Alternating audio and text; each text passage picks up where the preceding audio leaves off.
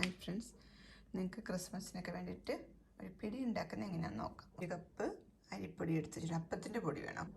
1/2 കപ്പിൽ കൂടുതൽ എടുത്തിട്ടുണ്ട് തേങ്ങ, പിന്നെ കുറച്ച് ഉപ്പും. വെള്ളമൊഴിച്ച് കഴിക്കുമ്പോൾ ഒട്ടുമൊക്കെ ആണെങ്കിൽ ഒരു നുള്ള് വെളിച്ചെണ്ണ നമുക്ക് ഇതിനകത്തിടാം. കുറച്ച് തേങ്ങാപ്പാലുണ്ട്, 2 കപ്പ് വെള്ളം, ജീരകവും, ഒരു ചെറിയ ഉള്ളി 2, ചെറുതാണെങ്കിൽ നിങ്ങൾക്ക് 2 യൂസ് ചെയ്യാം, വലുതാണെങ്കിൽ 1.5 വെളുത്തുള്ളി. ഓക്കെ, ആദ്യം ഈ അരിപ്പൊടിനകത്തോട്ട് ഇടാം. ഓക്കെ, നമുക്ക് ഈ അരിപ്പൊടി ഒരു പാത്രത്തിലോട്ടിട്ട് പിന്നെ എടുത്ത് വെച്ച് തേങ്ങ അതോടിനകത്തിട്ട് നമുക്കൊന്ന് മിക്സ് ചെയ്തെടുക്കാം. ഓക്കെ, 2 മിനിറ്റ് തേങ്ങയും അരിപ്പൊടിയും കൂടെ ഒന്ന് വറുത്തെടുക്കാം, ജസ്റ്റ് വറുത്തെടുക്കാം. ഓക്കെ,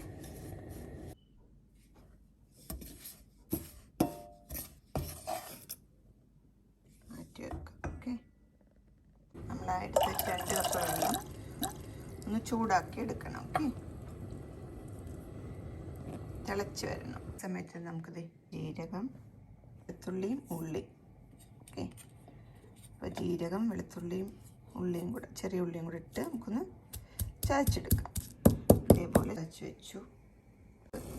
2 കപ്പ് വെള്ളം വെച്ച് തിളച്ച് വരുന്നുണ്ട്. നമുക്ക് ഈ ചതച്ചതിനകത്തോട്ട് ഇട്ട് കൊടുക്കാം. ഓക്കെ, ചതച്ച് വെച്ചതിനകത്തോട്ട് ഇട്ട് കൊടുത്ത് 2 മിനിറ്റിനകത്തിട്ടൊന്ന് നമുക്ക് തിളപ്പിച്ചെടുക്കാം. ഇത് 2 മിനിറ്റ് തിളപ്പിച്ച് എടുക്കാൻ പോവാം. നമുക്ക് ഈ ചൂടോടുകൂടി തന്നെ ഇതിനകത്തോട്ട് ഒഴിക്കാം. ഓൾമോസ്റ്റ് 1 കപ്പ് വേണം.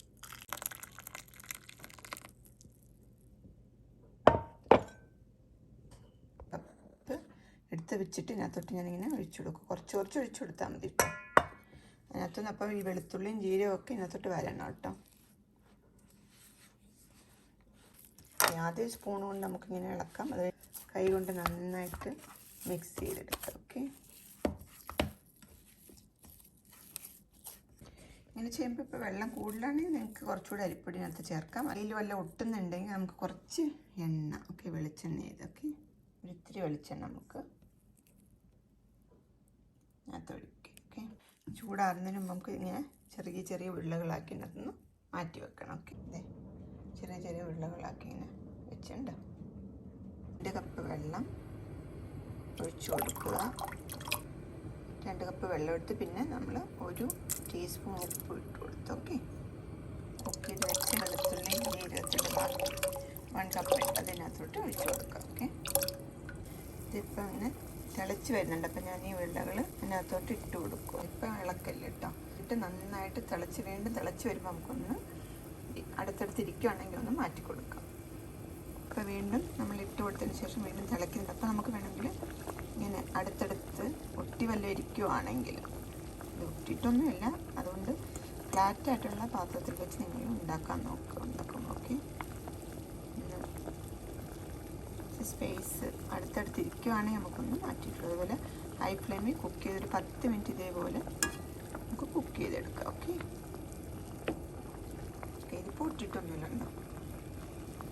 ഇതേപോലൊരു പാത്രം എടുത്ത് നമുക്ക് ആവശ്യത്തിന് സ്പേസും ഉണ്ട്, ഒട്ടാതെയും ഒക്കെ ഇരിക്കും. ഓക്കെ, ഒട്ടുവാണെങ്കിൽ നിങ്ങളിങ്ങനെ വീണ്ടും തിളച്ചതിന് ശേഷം ഇതൊന്ന് ഇളക്കി കൊടുക്കുക.